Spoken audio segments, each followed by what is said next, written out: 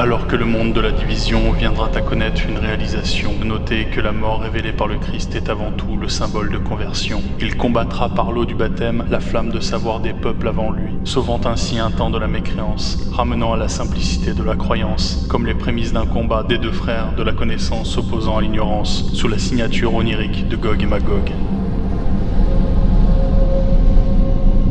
Alors que s'opposent les ténèbres et la lumière à chaque de vos jours, les origines mêmes de Gog et de Magog ont pour première référence des descendants qui se trouveront être le reflet d'une lecture allégorique où s'oppose depuis toujours le règne usurpé de deux fils, d'un trône éternel très peu adapté au temporel,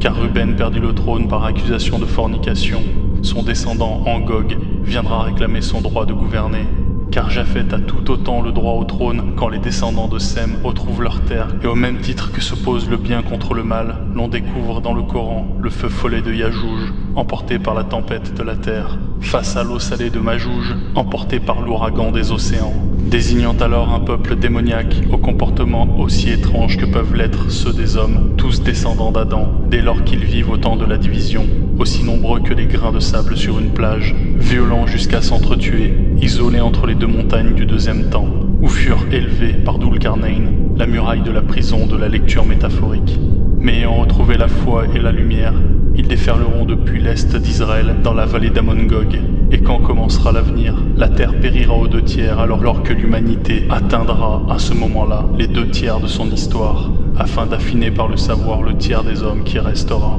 Le savoir et l'ignorance s'opposant comme le fait la lumière qui vient en haut de l'arche de Noé, contre les ténèbres retrouvées tout en bas du noir à goudron. L'axe vertical de l'arche et de l'arc, comme métaphore du monde, expose les symboliques d'un roi à l'extrême nord, à ne pas confondre avec la Russie, d'un roi à l'extrême sud, à ne pas confondre avec le Mozambique. Mais par les répétitions des territoires faisant référence aux frères de Magog, la Torah met l'accent sur son père Japheth, comme étant le lien le plus évident avec la mythologie grecque, car à la fois titan et dernier fils de Noé, on retrouve dans sa lignée les deux fils Atlas et Prométhée, d'un premier aîné porteur de la lumière volée aux dieux, venant d'en haut du ciel comme de l'extrême nord des eaux de l'Arctique,